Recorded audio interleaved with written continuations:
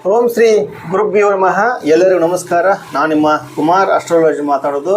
ಬನ್ನಿ ವೀಕ್ಷಕ ಬಂಧುಗಳೇ, ನಾನು ನಿಮಗೆ ಇವತ್ತು ಮಕರ ಲಗ್ನದ ಬಗ್ಗೆ ತಿಳಿಸ್ತಾ ಇದ್ದೇನೆ. ಈ ಮಕರ ಲಗ್ನದ ಯಾವ ಗ್ರಹ ಶುಭ ಫಲವನ್ನು ನೀಡ್ತದ ಮತ್ತು ಯಾವ ಗ್ರಹ ಅಶುಭ ಫಲವನ್ನು ನೀಡ್ತದ ಅಂತ ಸಂಕ್ಷಿಪ್ತವಾದ ಮಾಹಿತಿ ನಾನು ನಿಮ್ಗೆ ತಿಳಿಸ್ತಾ ಇದ್ದೇನೆ.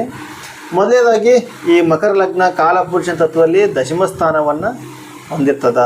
ದಶಮ ಅಂತಂದ್ರೆ ಉದ್ಯೋಗ, ವ್ಯವಹಾರ, ವ್ಯಾಪಾರ, ಅವರ ಧರ್ಮ ಕಾರ್ಯಗಳು, ಮನೆ, ಅವರ ಸಿಂಹಾಸನ ಯೋಗ, ಈ ರೀತಿಯಾದಂಥ ಯೋಗವನ್ನು ನೀಡುವ ಮನೆ ಅಂದ್ರೆ ಇದು ದಶಮ ಸ್ಥಾನ ಮತ್ತು ಇದೊಂದು ಕೇಂದ್ರ ಸ್ಥಾನವಾಗಿರ್ತದ.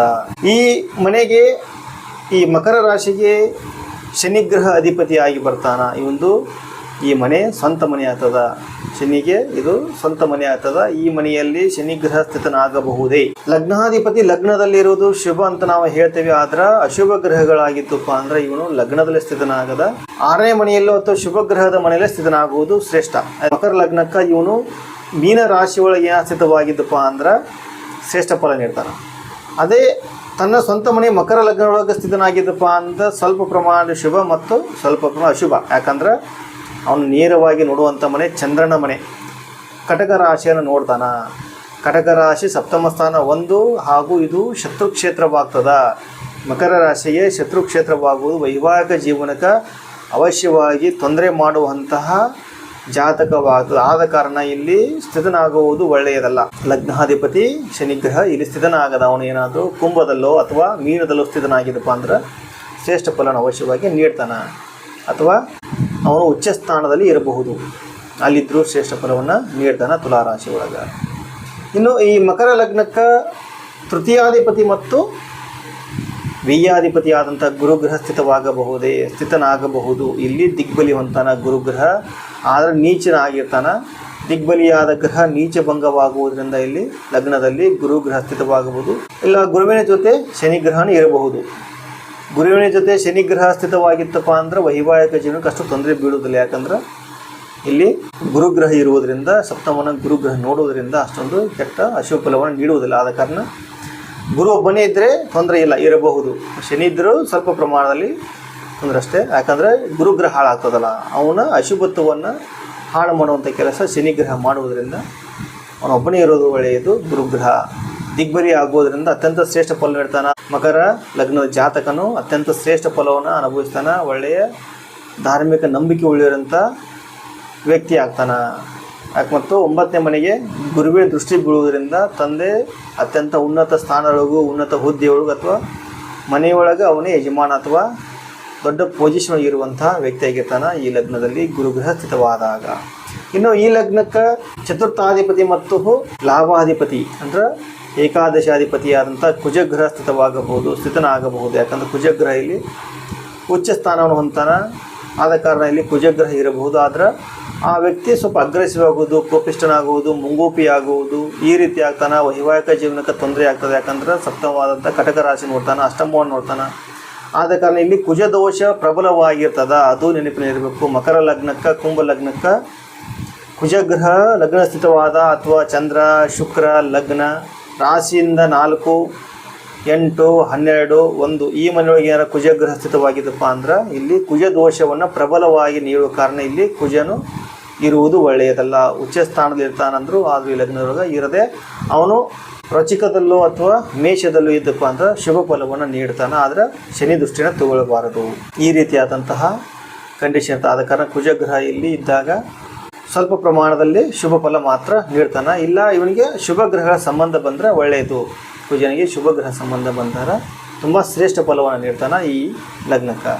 ಇನ್ನು ಈ ಲಗ್ನಕ್ಕೆ ಮಕರ ಲಗ್ನಕ್ಕೆ ಪಂಚಮಾಧಿಪತಿ ಮತ್ತು ದಶಮಾಧಿಪತಿ ಆದಂತಹ ಶುಕ್ರಗ್ರಹ ರಾಜಯೋಗಕಾರಕನಾಗಿರೋದ್ರಿಂದ ಅತ್ಯಂತ ಶ್ರೇಷ್ಠ ಫಲವನ್ನು ನೀಡ್ತಾನೆ. ಈ ಜಾತಕನು ಶ್ರೀಮಂತ ವ್ಯಕ್ತಿ ಆಕ್ಕನ, ವಿಲಾಸಿ ಜೀವನ ನಡೆಸ್ತಾನ. ಸಂಗೀತ, ಸಾಹಿತ್ಯ ಈ ರೀತಿಯಾದಂತಹ ಕಾರ್ಯಕ್ಷೇತ್ರಗಳಲ್ಲಿ ಉನ್ನತನ ಹೊಂತಾನೆಲ್ಲ, ಅದರಲ್ಲಿ ಅವನು ಏನೋ ಸಾಧನೆ ಮಾಡ್ತಾನೆ. ಇಲ್ಲ ಅದರ ಹವ್ಯಾಸಿ ಆದರೂ ಆಗಿರ್ತಾನೆ. ಎಕ್ಲೆಸ್ ಕೊನೆಗೆ ಅದರ ಹವ್ಯಾಸಿ ಆದರೂ ಆಗಿರ್ತಾನೆ. ಅಂಥ ಶ್ರೇಷ್ಠ ಫಲವನ್ನು ಇಲ್ಲಿ ಜಾತಕ ಅನುಭವಿಸ್ತಾನೆ. ಶುಕ್ರಗ್ರಹ ಮಕರ ಲಗ್ನ ಸ್ಥಿತವಾಗಿದ್ದಪ್ಪ ಅಂತ ಇದು ಅಶುಭ ಗ್ರಹದ ಮನೆಯಾದರೂ ಇಲ್ಲಿ ರಾಜಯೋಗಕಾರಕವಾದಂಥ ಗ್ರಹ ಸ್ಥಿತನಾಗನಾಗುವುದು ತುಂಬ ಶ್ರೇಷ್ಠ ಫಲ ನೀಡ್ತಾನೆ ಶುಕ್ರಗ್ರಹ ಇಲ್ಲಿ. ಆದ ಕಾರಣ ಇಲ್ಲಿ ಶುಕ್ರ ಸ್ಥಿತನಾಗುವುದು ಒಳ್ಳೆಯದು. ಇನ್ನು ಈ ಲಗ್ನಕ್ಕೆ ಬುಧ ಗ್ರಹ ಇವನು ಷಷ್ಠಾಧಿಪತಿ ಮತ್ತು ಭಾಗ್ಯಾಧಿಪತಿ ಆಗ್ತಾನೆ. ಆದ ಕಾರಣ ಇಲ್ಲಿ ಇರಬಹುದು. ಈ ಗ್ರಹನು ಬುಧ ಗ್ರಹನು ಶನಿಗೆ ಮಿತ್ರನಾಗುವುದರಿಂದ ಇರಬಹುದು, ಆದರೆ ಶನಿ ಜೊತೆ ಇರಬಾರದು. ಶನಿ ಬಿಟ್ಟು ಹೊರತುಪಡಿಸಿ ಶುಕ್ರ ಮತ್ತು ಬುಧ ಗ್ರಹಗಳು ಸೇರಿ ಸ್ಥಿತವಾಗಬಹುದು, ಆದರೆ ಶನಿ ಜೊತೆ ಸ್ಥಿತನಾಗುವುದು ಅಷ್ಟು ಒಳ್ಳೆಯದಲ್ಲ, ಶುಭನೂ ಅಲ್ಲ. ಅದು ಮತ್ತು ಕುಜ ಗ್ರಹ ಜೊತೆ ಸೇರಬಾರದು.